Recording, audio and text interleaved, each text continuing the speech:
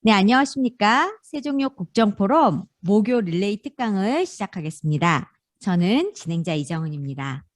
오늘의 특강 연사는 김기봉 드론산업위원장님이십니다. 김기봉 위원장님은 현재 한국벤처혁신학회 드론 연구이사시면서 경영학 박사이십니다. 어, 이전 육군본부 한국작전사령부 헬리콥터 조종사이셨고요.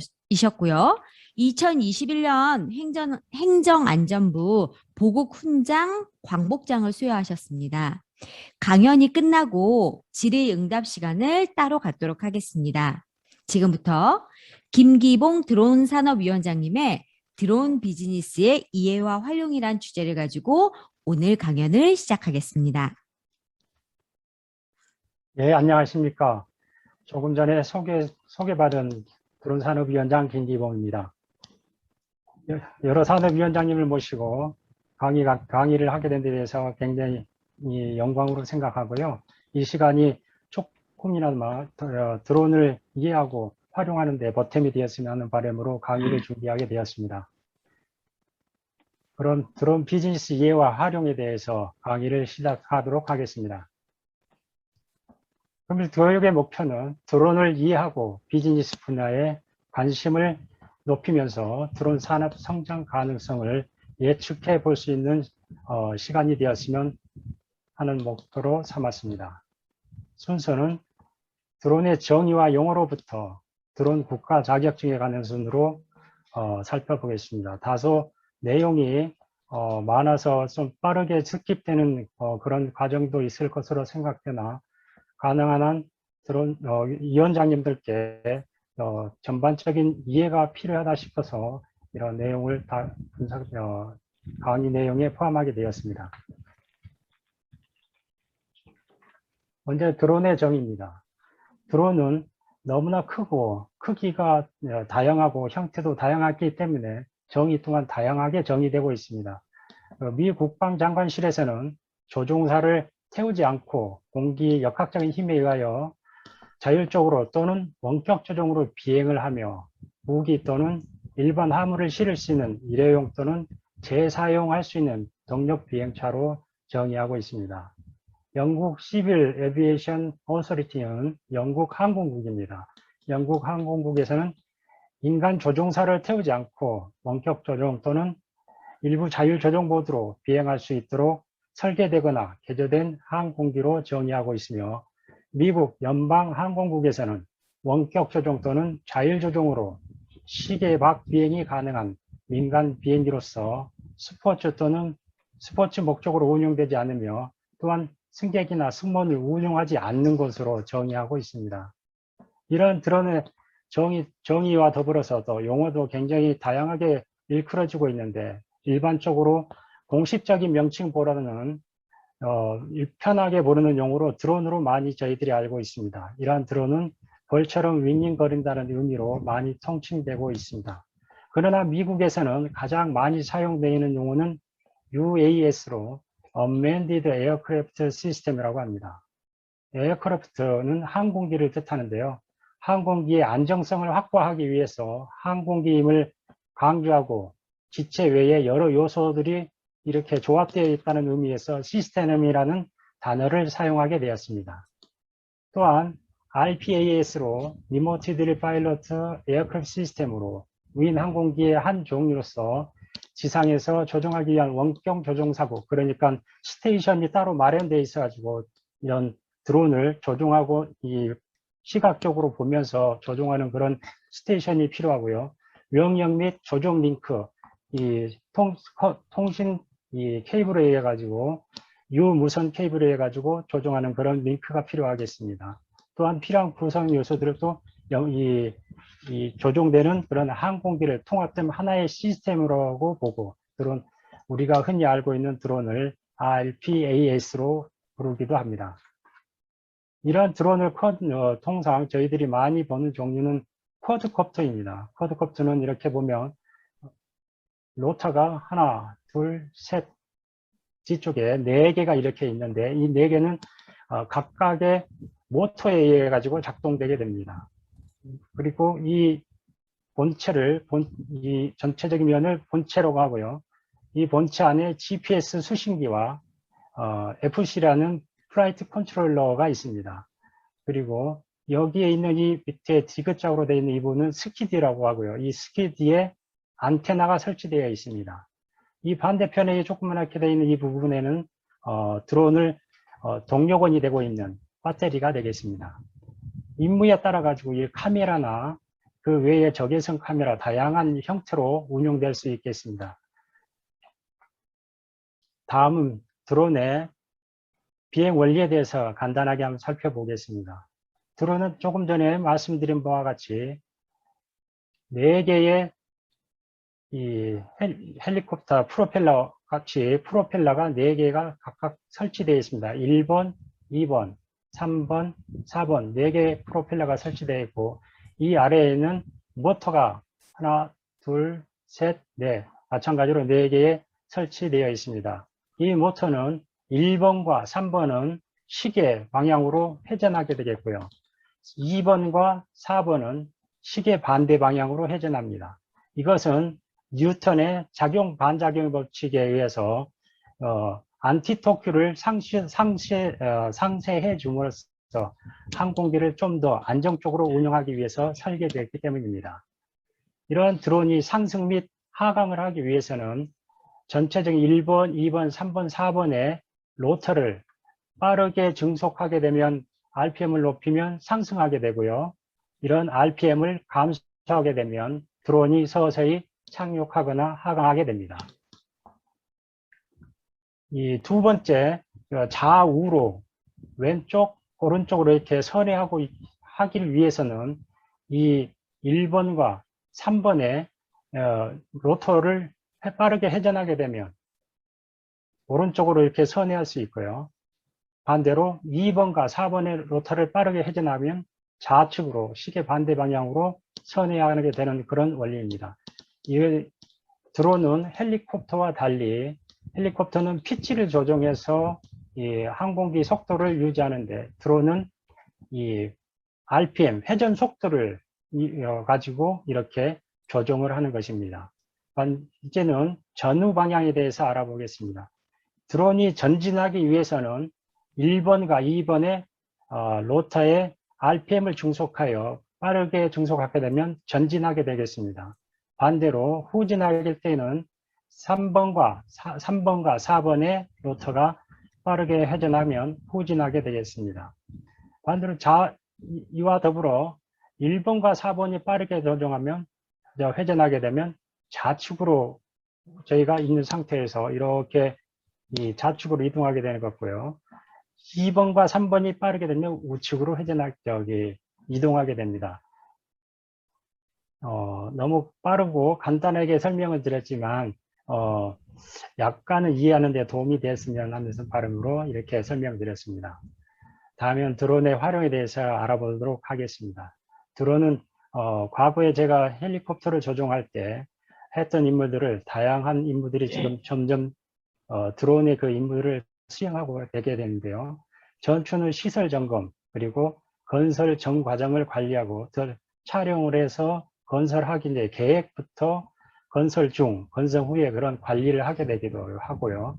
그 다음에 측량 후 3D 모델링을 하는데 활용되기도 합니다. 또한 스마트 무인 농임업으로 과거에 헬리콥터에서 방제 작업을 실시했는데 지금은 드론으로 방제 작업을 실시하게 되어 점점점 이런 수요가 많이 늘어서 농민들께서도 굉장히 수요가 많이 늘어서 이 증가 추세에 있다고 합니다. 그리고 항공 사령도 대체되고 있으며 드론을 지금 우리나라에서는 택배를 시행하고 있지만 실제로 상용으로 되지는 않지만 많은 시범 운용이 되고 있습니다. 재난 감시 대응 또한 마찬가지로 활용 분야가 높다고 생각됩니다. 다음은 물품 활용 방향에서 물품 수송입니다. 물품 수송을 하게 되고요. 산림보호 및 감시를 하게 됩니다.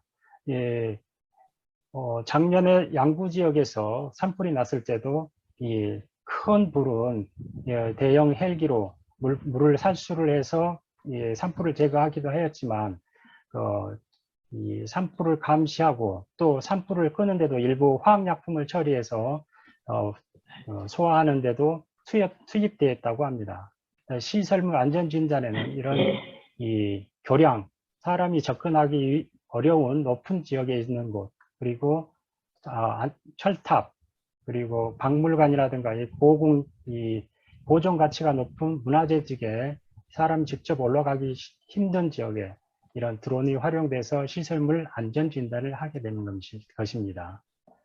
국도 조사 및 순찰, 그리고 영상 촬영, 농업 지원, 해양 관리 등도 활용되고 있으며 통신망 활용에도 역시 드론의 역할이 점점점 증가하고 있습니다. 흔히들 통신망 활용에는 뭐 어떻게 이용될 것인가 이런 생각도 하게 되는데요.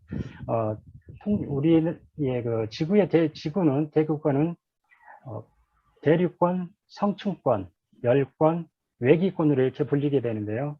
특히 성층권 쪽에는 지상으로부터 25km에서 50km 높이의 성층권이 존재합니다. 이 성층권에는 무풍의 상태로서 항공기가 운행되기에 비교적 조용하게 운용되기에 적합하며 여기는 사람이 접근하기 어려운 무인 항공기가 운행되기에 아주 적합한 곳입니다. 그래서 드론으로 6개월에서 수년간도 비행하면서 통신망에 활용되기도 합니다. 다음 비즈니스 활용 분야에 대해서 알아보도록 하겠습니다. 산업 분야 중에 에너지 및 유틸리스 전기 가스 분야에 굴뚝이라든가 정제공장, 전선, 통신탑, 가스 및 석유 파이프라인, 기타 공사 시설 등의 점검을 하는 데 산업 분야에 활용되고요. 건설업에는 건설 현장을 조사하거나 부지를 측량하고 건설 계획 및 자료를 수집하고 지형도를 작성하는 데에도 산업 비즈니스로 활용 가치가 있습니다. 농업에도 토질 조사 및 농작물 건강 상태를 체크하고 비료 살포 및 적정 비료 살피량을 설정하는 데도 활용되고 농작물 질병을 확인하는 데도 활용되고 있습니다. 교통 및 창고 관리로서 교량, 항공, 도로, 철도 등 교통시설 및 파손 등을 검사하기도 하고 드론 배송 및 창고 내 재고를 검사하기도 합니다. 정부 분야에서는 영화 제작 및 뉴스 프로그램을 제작하기도 하며 광업, 석유 및 가스 채굴에도 가스를 탐지하거나 지역을 매핑하고 광산 관련 시설을 측량하고 검사하는 것에도 활용되기도 합니다. 일반 행정 분야에서도 해양 오염 조사 및 감시에 산불 감시, 홍수 조사, 도시 매핑, 토지 조사 등에도 활용되고 있습니다. 예술 및 예능 레저 분야에서 드론을 활용한 예술 작품, 예를 들면 드론 쇼 등에 활용되고 있으며 드론 레이싱, 드론을 활용한 광고 등에도 활용되고 있습니다. 도쿄 올림픽의 개막식에 드론이 1824대가 활용돼서 이런 밤하늘에 수를 놓고 구를 형성해서 점차 지구를 형성하는 이런 드론 에어쇼를 하기도 하였는데 이런 에어쇼는 RTK 정밀 GPS라는 것이 있어가지고 이 GPS가 약 10cm의 정밀도가 있다고 합니다. 이런 GPS와 5G 통신 매체의 통신의 성능이 향상됨에 따라 이런 기술이 가능하게 되었습니다. 가장 먼저 저희가 알고 있는 평창 동계올림픽에도 이렇게 개막식에도 밤하늘에 술을 놓기도 하고 그리고 스노보드를 타기도 하고 아이스하키를 하는 형상을 보이기도 하고 오륜기를 하기도 하였습니다. 가장 최근에 7월 1일인데요.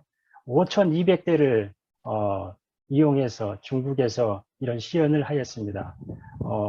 5,200대를 수행하다 보니까 약간의 기류라든가 바람 이런 거 영향을 받아가지고 일부는 추락한 사례도 있긴 하지만 5,200대 어마한 이 드론이 밤하늘을 날았다고 생각해 보면 이렇게 조금 더 정밀해지고 좀 더 다양해지는 이런 디자인 또 우리 광고를 볼 수도 있습니다. 상해에서는 제너시스가 론칭될 때 이렇게 드론을 활용해서 제너시스를 광고하기도 하였다고 합니다. 계속해서 비즈니스 활용 분야를 더 알아보도록 하겠습니다. 부동산, 렌탈, 리스 등에도 건물을 검사하고 지붕을 검사하고 열화상 조사를 하기도 합니다. 보험에서는 건물이나 지붕을 손상 정도를 산정하고 보험료를 산정하는 데도 활용되고 있고요.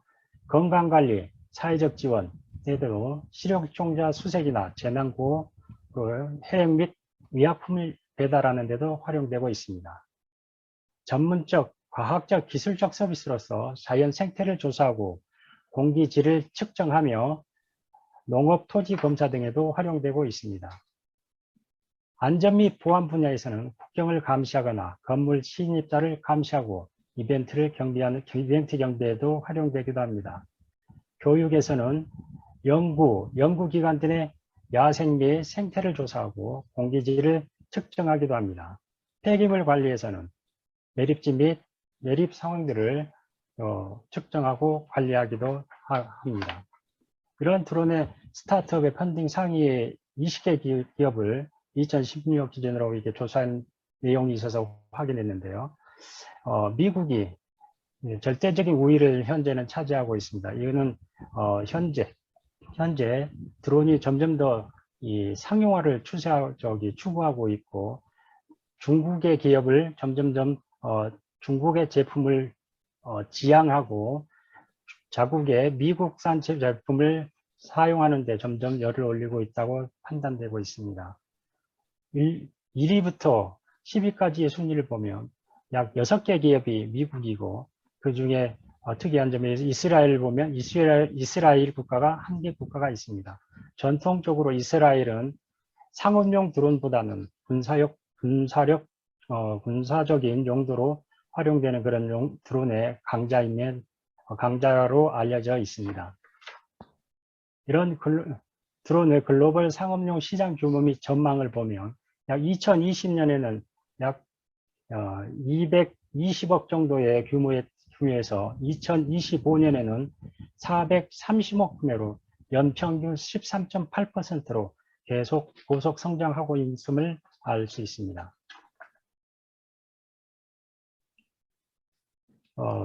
드론의 비즈니스 적용 사례를 살펴보겠습니다. 지금까지 이렇게 활용될 것이다 라는 어떤 예측을 가지고 설명을 드렸는데 실제로 드론이 어떻게 운용되고 있는지를 알아보도록 하겠습니다. 먼저 세븐일레븐에서는 우편 배송을 플러티와 제휴를 해서 2016 7월에 FAA로부터 최초 택배 서비스를 승인을 받았습니다. 에어버스는 저희들이 알고 있는 그 대형 여객기를 제작하는 그런 회사인데 우편 배송을 목적으로 싱가포르에서 드론을 사용하여 해안에서 선박으로 소포를 배송하는 시험을 하였고요.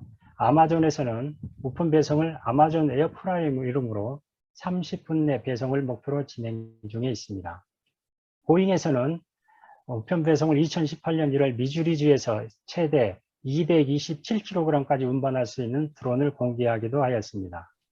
DHL은 우편 배송을 2013년 12월에 독일에서 드론을 사용하여 의약품을 배달을 시작하기도 하였으며 도미노는 음식 배달을 2013년 미국, 영국, 인도, 러시아에서 피자 배달을 테스트하였고 2016 플러티와 파트너 관계를 맺고 뉴질랜드에서 상업용 배송 서비스를 시작하고 있습니다.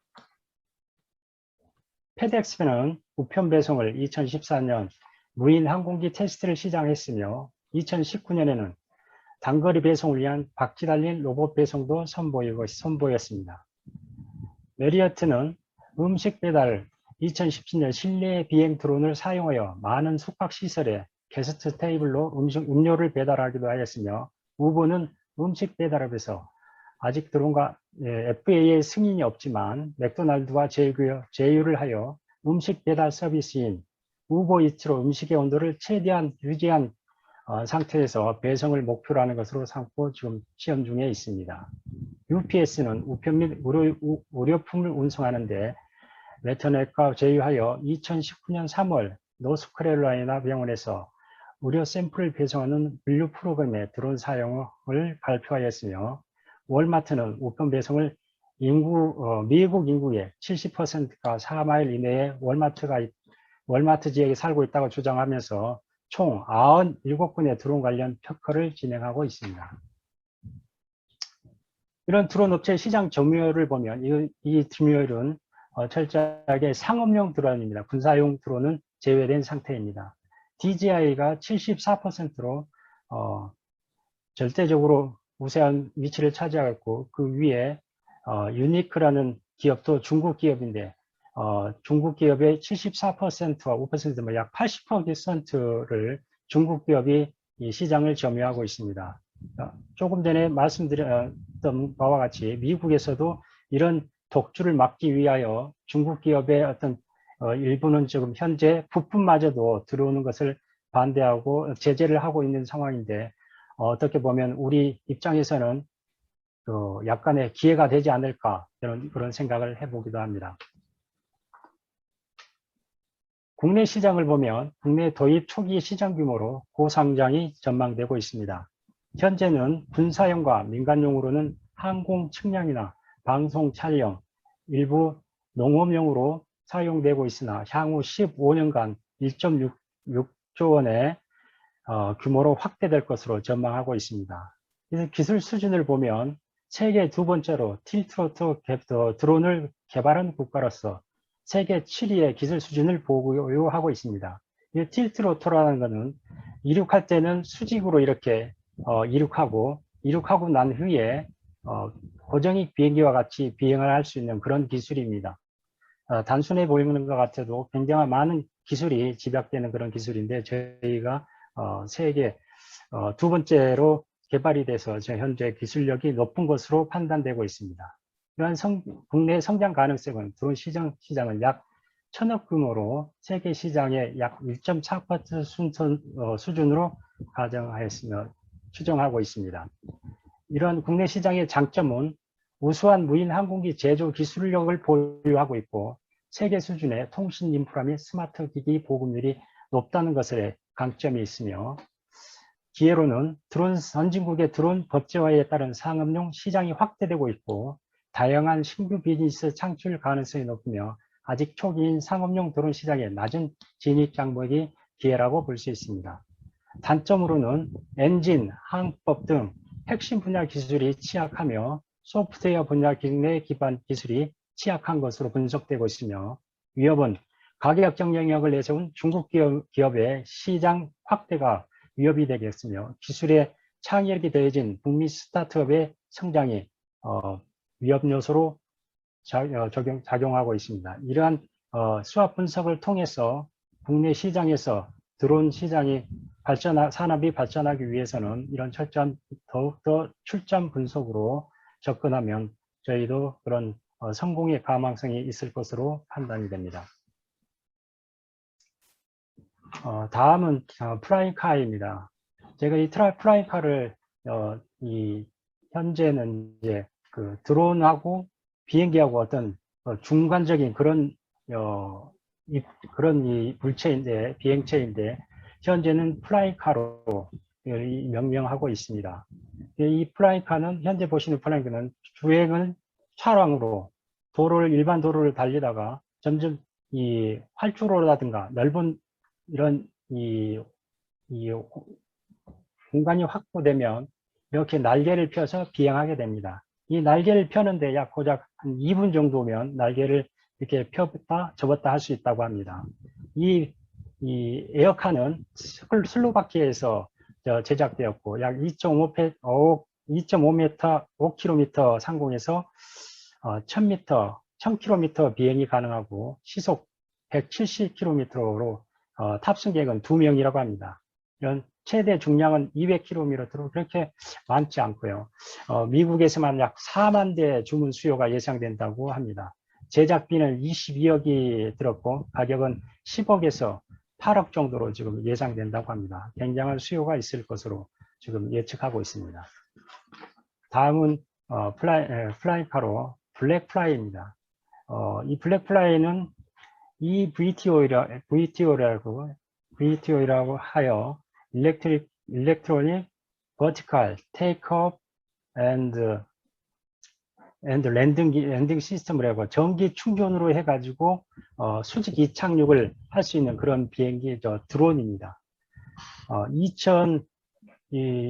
올해 얼마 전 7월 31일 날 제가 이 회사 사이트에 들어가서 확인해 보니까 시험 비행을 7월 31일 날 했는데 기존에는 이 비행체에 한 명만이 탑승할 수 있었습니다.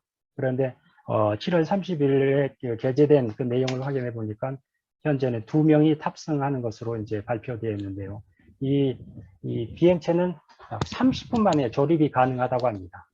그리고 이 비행체가 전기로 충전되는데 태양광 발전 패널에 약 80%를 20분 만에 충전한다고 하고 시속 128km로 약 67km의 비행이 가능한 상태라고 합니다. 다음은 키티 호크사에서 헤비사이드입니다. 잘 들리십니까?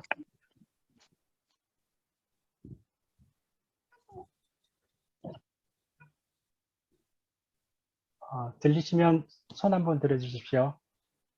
예. 다음은 헤비사이드라는 드론인데요. 이거는 앞에서 설명하지 못했는데 앞에 그 드론도 똑같이 이렇게 8개의 이 프로펠러를 장착해서 비행하고 있습니다. 드론이 정기적으로 운용되다 보니까 이 불안정성을 항상 내포하고 있습니다. 그래서 이 한 개의 모터가 고장이 나더라도 이 다른 프로펠러가 그 역할을 대신할 수 있도록 보조 역할을 할 수 있도록 이런 안전성을 높이기 위해서 8개를 사용했다고 저는 보고 있습니다. 이 비행기도 마찬가지로 8개의 모터로서 완충 시에는 160km를 비행하게 됩니다. 15분에 88km를 이동하게 되고요. 약 457m 높이에서 38dB로 굉장히 소음이 없는 헬기는 한 약 70dB 이상으로 이렇게 소음이 높은데 38dB이라고 절반 이하로 낮은 소음이고 이 1인승으로 비행이지만 사출 장치 그리고 이 조종사가 탑승객이 위험할 시에는 이젝션을 이용해서 탈출할 수 있는 시스템도 구비되어 있다고 합니다. 다음은 프랑카의 현대 우보입니다. 현대 정의선 현대차 회장은 2010년에 그 미래산업은 30%는 UAM, 어반 에어 모빌리티라 해가지고 이런 개인 도심 개인 항공기가 30%를 차지할 것이라고 주장하면서 이 개발을 중에 있습니다. 그래서 이 항공기는 5명이 탑승할 수 있고요. 속도는 290 최대 시속 290km, 일회 충전으로 약 100km 비행이 가능하다고 비행이 가능한 것을 목표로 삼고 있고 이 충전을 하는 시간은 5분에서 7분이면 완충이 가능하다고 합니다. 이는 2025년에 최초 이제 시험 비행을 할 예정입니다. 조금 전에 말씀드린 그런 내용과 똑같겠습니다. 다음은 올 3월 31일부로 드론 자격증이 세분화되는 이 내용에 대해서 간략하게 말씀드리겠습니다. 기존의 드론 자격증은 한 개 기종으로서 드론을 모든 자격을 하였는데 드론 자격증, 교관 자격증, 그다음 평가 자격증 이런 3가지 종류가 있었는데 이제는 올 3월 1일부터는 4개 종의 이 드론 자격증이 자격증이 이제 생겼습니다. 그래서 이 4개 기종을 1종, 2종, 3종, 4종 마치 저희가 자동차 운전 면허증과 같은 그런 형태로 이제 발전하였고요. 학과 시험장은 CBT 시험장이라고 해서 현재 5개에서 서울, 대전, 부산, 광주 이렇게 5개소에서 화성, 춘천, 전주, 제주 4개소를 더해서 앞으로 9개소에서 시험을 볼 수 있을 거라고 합니다. 이런 드론은 25kg을 초과하면 가망 인증이라는 안정성 인증을 받아야 합니다. 이거는 변경 전이다 지금도 똑같은 그런 가망 인증을 받아야 하고요. 이런 드론 자격은 과거에는 비사업용은 자격이 필요가 없었는데 이제 이 사업용에는 이 12kg를 초과할 때만 조종사 자격이 필요했었습니다. 하지만 현재는 비사업용 그리고 사업용 모두가 다 이제 자격증이 있어야 되니 드론을 날릴 수 있는 상황이 되었고요. 규제가 조금 더 강화된 그런 면이 있습니다. 이는 안전을 더 중시하게 되었는데, 과거에 우리 작년 정확한 기억이 제가 갑자기 안 나는데요. 이 송유관을 드론이 폭파해가지고 일부 공격을 하는 그런 사례도 있고 해서 저는 이렇게 좀 더 강화된 규제가 되지 않았나 이런 생각을 해봅니다. 이런 드론은 드론 4종은 먼저 250g에서 2kg에는 온라인 교육으로 대체가 됩니다. 6시간의 교육을 받으면 수료증이 발급됩니다. 근데 교육을 받고 나서 이 인터넷으로 시험을 치릅니다. 그 시험에 통과하면 온라인 이 자격증이 부여되는데, 자격증이 아니고 엄밀히 말하면 수료증을 주는 것입니다. 3종에는 2kg에서 7kg의 이 드론을 조종할 때 필요한데, 필기 시험과 비행 경력 6시간이 필수적으로 있는 사항입니다. 이때부터는 이제 드론 자격증이 발급이 되기 시작합니다. 2종은 7kg에서 25kg으로 필기 시험과 비행 경력을 필요하고, 비행 경력 시간은 10시간이고 실기 시험에는 약식으로 실시가 됩니다. 1종에는 25kg을 초과하는 드론의 비행에서 필기 시험과 비행 경력을 요구합니다. 비행 경력은 20시간과 실기 시험을 하게 됩니다. 이렇게 이제 좀 더 세분화되고 했지만, 기존의 250g 이하, 그러니까 장난감 이런 드론에는 시험 없이 현재처럼 이렇게 날릴 수는 있습니다. 날릴 수 있는 그런 상황입니다. 이렇게 좀 빠르게 저희가 강의를 진행했는데요. 제가 이 마지막에 이 로봇 태권브이를 이렇게 사진으로 넣었습니다. 제가 어렸을 때 봤던 그런 만화 영화였는데, 앞으로 드론은 이렇게 이 자율주행, AI 시스템과 자율 기능, 이런 모든 기업 그런 기술들이 고도화돼서 장착돼서 융합되어서 이런 이 로봇으로 진화하지 않을까, 이런 생각으로 이 로봇을 한번 첨부해 보았습니다. 제가 준비한 강의는 여기까지입니다.